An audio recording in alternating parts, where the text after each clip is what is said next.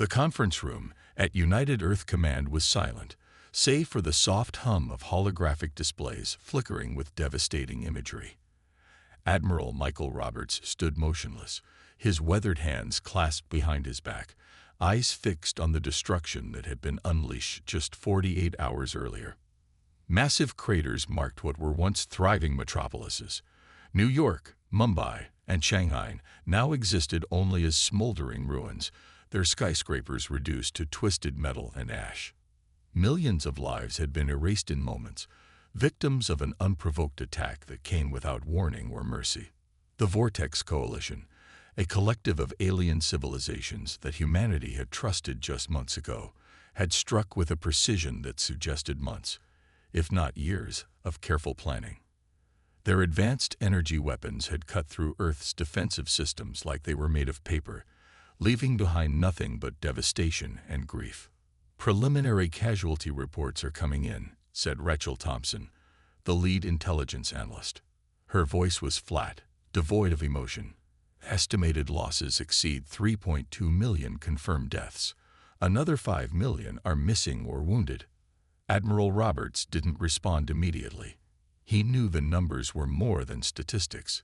Each number represented a life, a family, a future brutally stolen.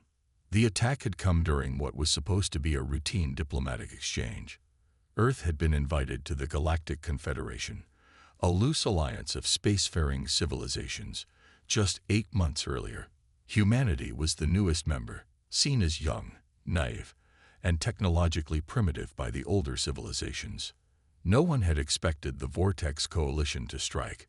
Intelligence reports suggested they had been watching Earth for years, studying human weaknesses, mapping our infrastructure, and identifying the most vulnerable points of attack. "The Galactic Council has issued a statement," Rachel continued, pulling up a holographic transcript. "They're calling for diplomatic resolution and have declared the attack a localized conflict that doesn't warrant direct intervention." A bitter laugh escaped the Admiral's lips. Diplomatic resolution, when millions of innocent people had been murdered. In the days following the attack, governments worldwide underwent a dramatic transformation. Old political rivalries were set aside.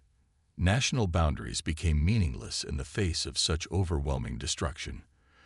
For the first time in human history, the entire planet united with a single burning purpose: survival and revenge. Military research facilities that had previously worked on competing projects now collaborated seamlessly. Universities emptied as scientists were recruited into top-secret defense programs.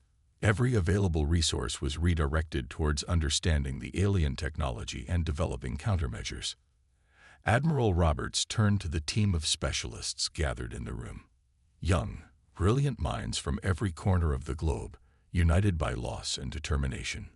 "We have been viewed as children in the galactic community," he said, his voice steady and cold. "They believed we were weak, unprepared, easily manipulated. Today, we will show them the true face of humanity." The team listened intently. Each member had lost someone in the attack.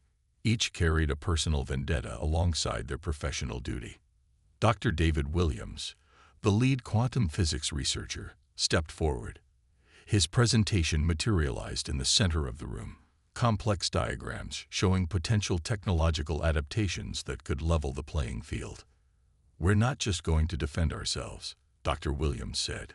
"We're going to develop technologies that will make the Vortex Coalition regret ever targeting Earth." The room was filled with a quiet, dangerous energy.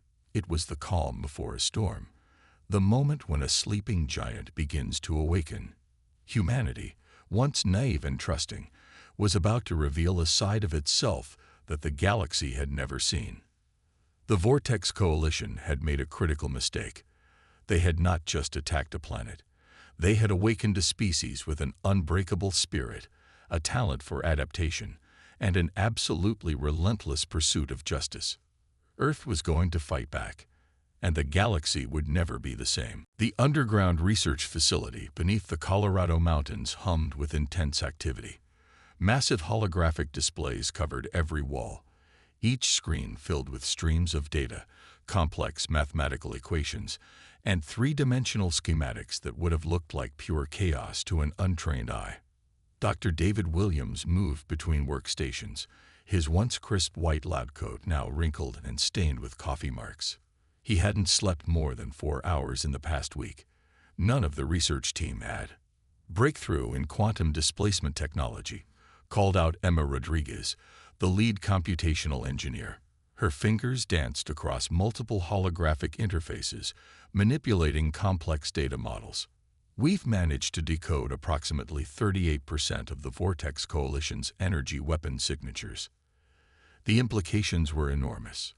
Understanding the alien technology wasn't just about defense anymore. It was about creating a weapon system that could turn the tables on their attackers. Admiral Roberts watched from a reinforced glass observation room. Behind him, a wall of screens showed global resource allocation, military preparations, and real-time updates from research facilities around the world. The entire planet had been transformed into a single, unified war machine. Governments had dissolved their previous bureaucratic structures. Every nation now operated under a unified Earth Defense Command. Resources that were once used for competition were now pooled together. Universities, tech companies, military research centers, all worked as a single coordinated organism. The AI predictive models are showing promising results, Emma continued. She pulled up a holographic projection that showed multiple potential conflict scenarios. Red and blue markers danced across a three-dimensional star map, representing potential strategic movements. Dr. Williams examined the projection carefully. The human-developed artificial intelligence was doing something unprecedented. It wasn't just analyzing past data. It was actively predicting and modeling potential alien tactics with an accuracy that shocked even the most optimistic researchers. "We're not just catching up," Dr. Williams muttered to himself. "We're going to leap ahead." The quantum computing breakthrough had been the game-changer. By integrating recovered alien technology with human innovation, they had created something entirely new. Traditional computing was linear. This new system could process multiple potential outcomes simultaneously, adapting and learning at speeds that defied previous technological limitations. Military factories that once produced cars and consumer goods now churned out advanced spacecraft and weapon systems. Every available resource was being transformed. Satellite networks were repurposed. Communication systems were weaponized. Even the internet became a tool of war, with advanced algorithms designed to process and analyze global information in milliseconds. First prototype of the quantum displacement drive is ready for simulation, announced Mark Thompson, the chief engineering lead. A sleek, almost organic-looking spacecraft model rotated on the central display. It looked nothing like the angular, mechanical designs of previous human spacecraft. This was humanity's response, not just a military buildup, but a complete technological revolution. The recovered alien technology provided more than just weapon designs. It offered glimpses into advanced propulsion systems, energy generation, and computational methods that human scientists had only dreamed about. What would have taken decades of research was being compressed into weeks. Admiral Roberts approached Dr. Williams. "How long?" he asked simply. Dr. Williams didn't need context. First full-scale prototype should be ready in 3 weeks. Deployment-ready fleet in 2 months. The speed was unprecedented. The Vortex Coalition had expected a long, drawn-out process of human mourning and bureaucratic response. Instead, they had awakened a species capable of transforming grief into rapid, precise technological innovation. As night fell outside the mountain facility, the research continued. Computers processed billions of calculations per second. Engineers refined designs. Scientists pushed the boundaries of known physics. Humanity was preparing. And when they were ready, the galaxy would understand that this young species was not to be underestimated. The sleeping giant was not just awake. It was getting armed. The first strike came without warning. 12 quantum displacement battleships emerged from subspace, materializing simultaneously across 3 primary Vortex Coalition colony worlds. Each vessel was a testament to humanity's rapid technological evolution. sleek, almost living machines that defied traditional understanding of spacecraft design. Admiral Michael Roberts watched from the command deck of the flagship Retribution. Holographic displays showed multiple perspectives of the attack, each screen revealing a different layer of the strategic assault.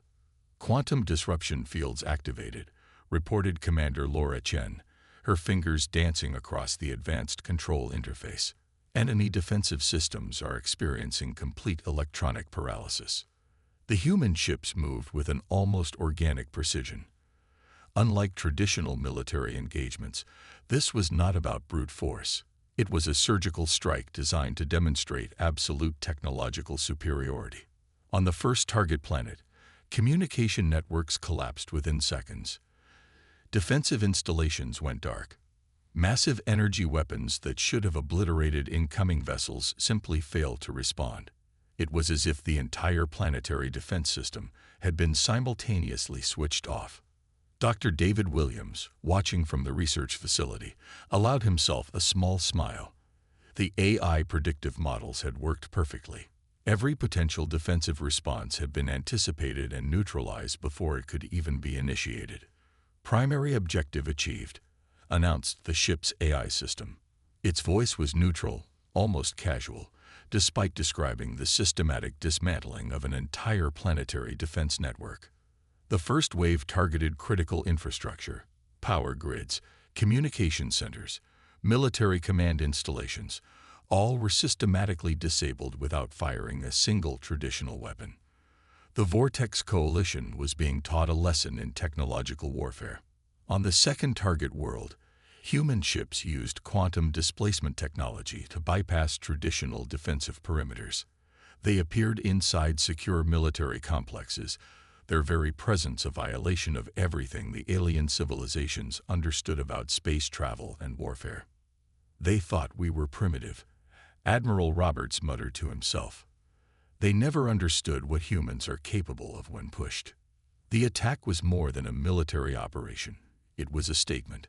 Humanity was showing the galaxy that they were not just another species to be conquered or manipulated. They were a force to be reckoned with. Detailed holographic reports began streaming back to Earth. Each target had been neutralized with surgical precision. No unnecessary destruction. No civilian casualties. Every strike was calculated, purposeful, designed to send a clear message. Commander Chen noticed something interesting in the data streams. "Sir," she called out, "the quantum displacement technology is showing adaptation rates we didn't even predict. The AI is learning and improving with each tactical maneuver." It was unprecedented. The human weapon systems were not just tools.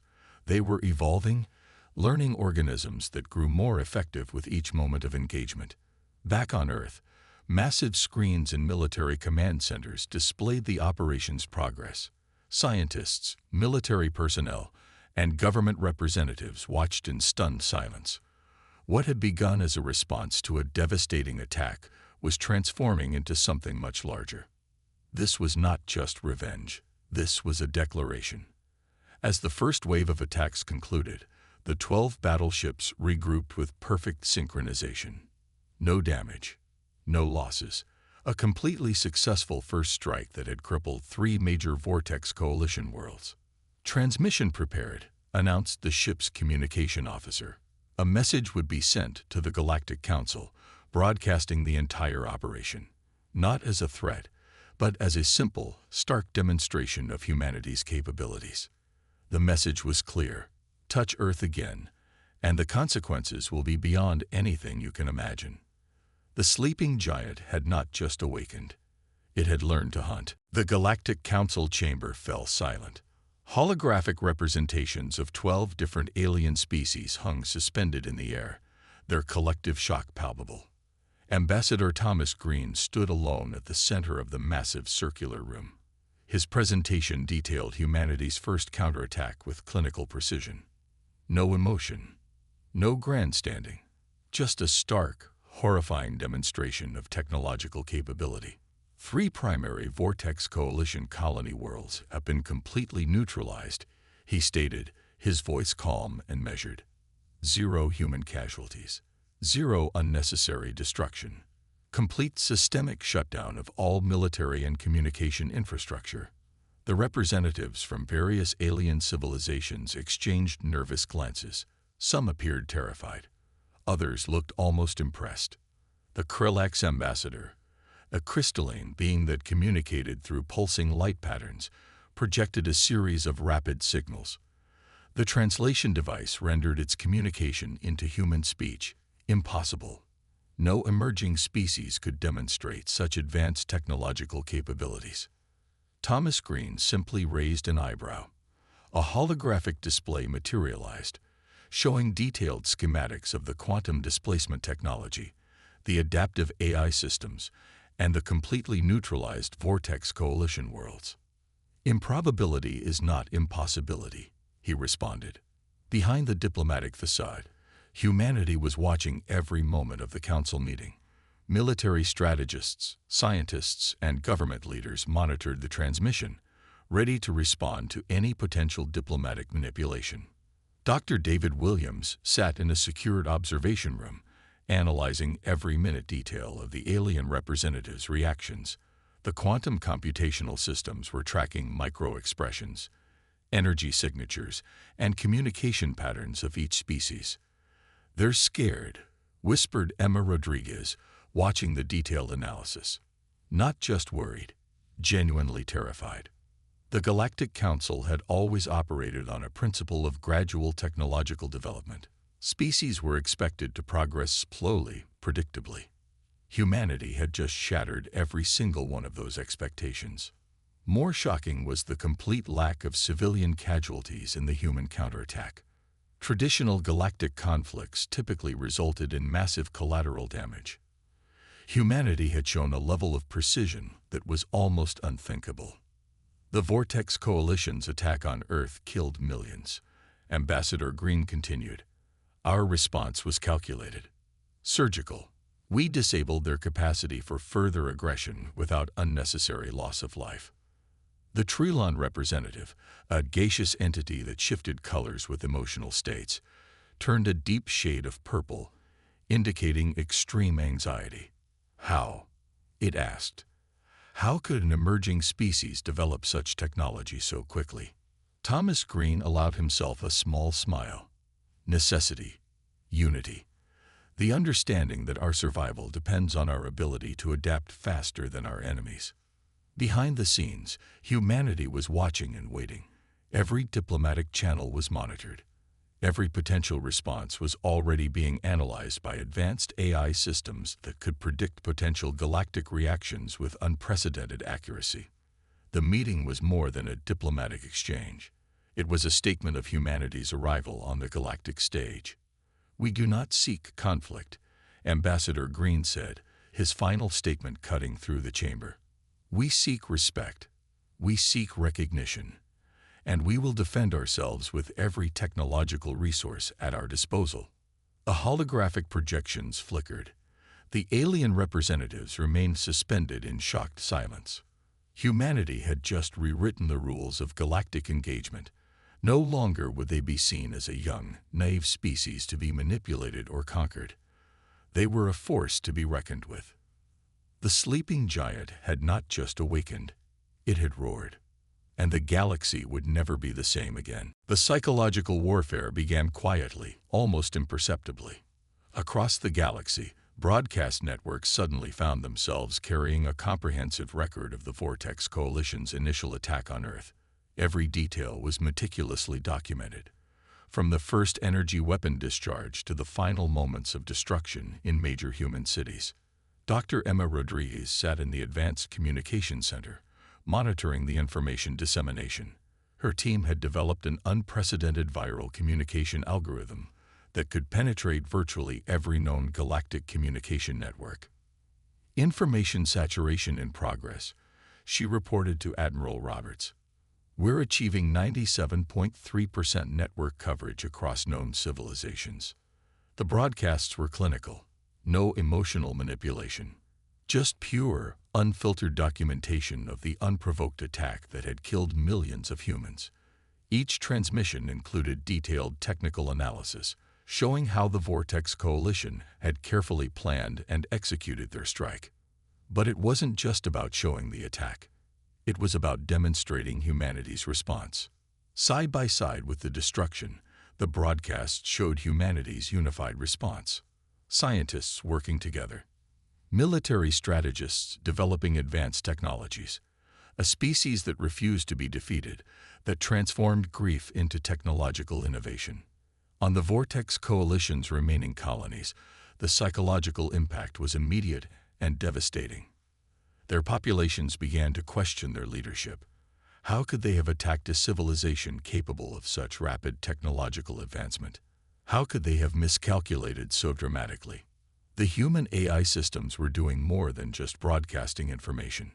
They were analyzing reaction patterns, understanding cultural nuances, and adapting the message for maximum psychological impact. "We're not just fighting a military war," Dr. Williams explained during a strategy meeting. "We're fighting an information war. Our goal is to make continued conflict impossible." Military installations across human-controlled space continued their preparations, but this was no longer just about military might. It was about changing the entire galactic perception of humanity. Each broadcast carried a consistent message. Humanity did not seek total destruction. They sought justice. They sought respect. The Galactic Council found itself in an unprecedented situation. The traditional power dynamics were being completely rewritten. An emerging species was not just defending itself, it was reshaping the entire concept of galactic conflict. Some alien civilizations began reaching out secretly to human diplomatic channels. They wanted to understand. They wanted to know how a species could transform so quickly. "Our strength is not in our technology," Admiral Roberts would later say in a classified briefing. "Our strength is in our ability to unite, to adapt, to turn our greatest pain into our most powerful weapon." The quantum computational systems continued their relentless analysis. Every communication, every reaction, every potential diplomatic move was predicted and prepared for. On Earth, cities that had been destroyed were already being rebuilt. Not just rebuilt, but reimagined. Advanced technologies were integrated into every aspect of reconstruction. The scars of the attack were being transformed into something more powerful. Dr. Rodriguez noticed something interesting in the data streams. "Sir," she called out during a strategy meeting, "we're seeing unprecedented levels of technological innovation across human research facilities. The attack has triggered a global creative surge." It was true. The human response to destruction was not just defensive. It was creative, transformative. The Vortex Coalition had attacked a planet. They had awakened a global innovation engine that would not stop, could not stop. As the information broadcasts continued, a clear message emerged. Humanity was not seeking revenge.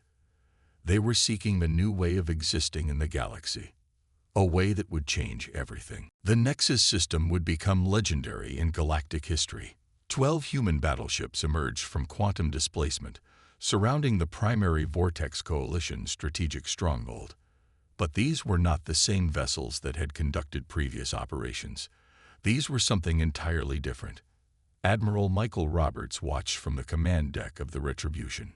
The ship moved with a fluidity that defied traditional understanding of space combat. Adaptive AI systems integrated with human intuition created a fighting force that was more than the sum of its technological parts. "Enemy fleet composition detected," reported Commander Laura Chen. Holographic displays lit up, showing the massive Vortex Coalition defense network. Hundreds of alien warships, orbital defense platforms, quantum energy barriers that had never been penetrated. The human ships didn't attack. Not immediately. Instead, they began to emit a series of complex quantum signals. The Vortex Coalition's defensive systems began to experience inexplicable failures. Not catastrophic failures, small, precise disruptions that created maximum confusion. Communication networks went silent. Weapon systems began to misfire. Defense platforms lost synchronization. Psychological disruption at 89% effectiveness. the ship's AI reported. Its voice was calm, almost clinical. Dr. David Williams, monitoring from Earth, leaned forward. The adaptive AI was doing something unprecedented. It wasn't just attacking. It was learning, evolving. With each microsecond of the engagement, the human systems were becoming more effective. The Vortex Coalition fleet began to panic. Their highly sophisticated defense network was being dismantled not through brute force, but through intelligent, precise interference. "They're trying to understand our attack pattern," Commander Chen observed. "But we don't have a pattern. We're adapting faster than they can analyze." This was humanity's true weapon, not just advanced technology, but the ability to innovate faster than any known species in the galaxy. One by one, the Vortex Coalition ships began to go dark. Not destroyed, simply rendered completely non-functional. A demonstration of complete technological superiority. Admiral Roberts watched the holographic display. Every movement, every tactical decision was a calculated message to the rest of the galaxy. We are not just defenders. We are something entirely new. The battle lasted less than 17 minutes. When it was over, the entire Vortex Coalition strategic stronghold had been completely neutralized. 0 human casualties, 0 unnecessary destruction. "Transmission prepared," announced the communication officer. A message would be sent to the Galactic Council. Not a threat, not a declaration of war, simply a statement of fact. Humanity had arrived. Back on Earth, cities continued to be rebuilt. Advanced technologies were integrated into every aspect of reconstruction. The scars of the initial attack were being transformed into something more powerful. Research facilities worked around the clock. Universities had been completely reorganized. Every available resource was focused on continued innovation. The quantum computational systems continued their relentless analysis, predicting, adapting, learning.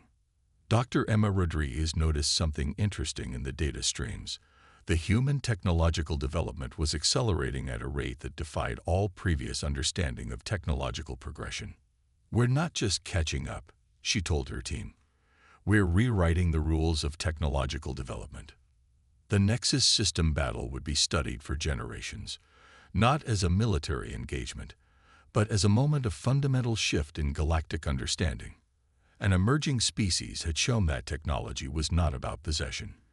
It was about adaptation, about unity, about turning pain into possibility. The Vortex Coalition had attacked a planet. They had awakened a global innovation engine that would reshape the entire understanding of technological progression. And the galaxy would never be the same again. The surrender came not with a whimper, but with a profound silence. In the Grand Hall of the Galactic Council, representatives from all known civilizations watched as the Vortex Coalition's primary ambassador approached the central platform. Gone was the previous arrogance. In its place was a demeanor that spoke of complete and total defeat. "Humanity's terms are accepted," the ambassador stated, its universal translator rendering the words with a flat, defeated tone. Admiral Michael Roberts and Ambassador Thomas Green sat together, watching the proceedings. They represented not just Earth, but a fundamental shift in galactic dynamics. The terms were unprecedented. Humanity was not seeking territorial expansion. They were not demanding reparations. Instead, they sought something far more valuable: recognition and a fundamental restructuring of galactic diplomatic protocols. "We require 3 primary conditions," Ambassador Green announced to the assembled representatives. First, a complete and transparent investigation into the initial unprovoked attack on Earth. Every detail would be made public. No hidden agendas. No secret diplomatic negotiations. Second, the establishment of new galactic protocols that would prevent any species from conducting unprovoked attacks on emerging civilizations. The Vortex Coalition's actions would serve as a case study in diplomatic failure. Third, and most importantly, open scientific and technological exchange, not as a means of control, but as a pathway to mutual understanding. Dr. David Williams watched from a secured communication center. The quantum computational systems were analyzing every micro-expression, every subtle diplomatic nuance. The human approach was calculated yet compassionate. They were not seeking revenge, they were seeking evolution. Across the galaxy, the broadcasts continued, not just of the conflict, but of humanity's response. Cities being rebuilt, technologies being developed, a species that had transformed its greatest pain into its most powerful weapon. "We do not seek to dominate," Admiral Roberts had said in a previous address. "We seek to collaborate, to grow, to understand." The Galactic Council found itself in an unprecedented situation. An emerging species had not only defended itself, but had fundamentally challenged every existing diplomatic and technological paradigm. Some alien civilizations began to see humanity differently, not as a threat, but as a potential partner, a species capable of rapid innovation, unity, and compassionate response. Research facilities across human-controlled space continued their work. The technologies developed during the conflict were already being adapted for peaceful purposes. Medical advancements, energy solutions, communication technologies that could bridge vast interstellar distances. Dr. Emma Rodriguez noticed something fascinating in the data streams. The human technological development was not just accelerating. It was becoming more nuanced, more thoughtful. "We're not just developing technology," she told her team. "We're developing a new way of existing." The surrender was more than a military victory. It was a philosophical transformation. Humanity had shown that true strength was not about destruction. It was about adaptation, about turning pain into possibility, about using technological innovation as a tool for understanding rather than domination. The Vortex Coalition had attacked a planet. They had awakened a global innovation engine that would reshape the entire understanding of technological and diplomatic progression. As the Galactic Council proceedings concluded, a new era began, not of conflict, but of potential. Humanity had arrived on the galactic stage, and nothing would ever be the same again. In the rebuilt cities of Earth, people looked to the stars, no longer with fear, but with hope, with possibility. The galaxy was waiting.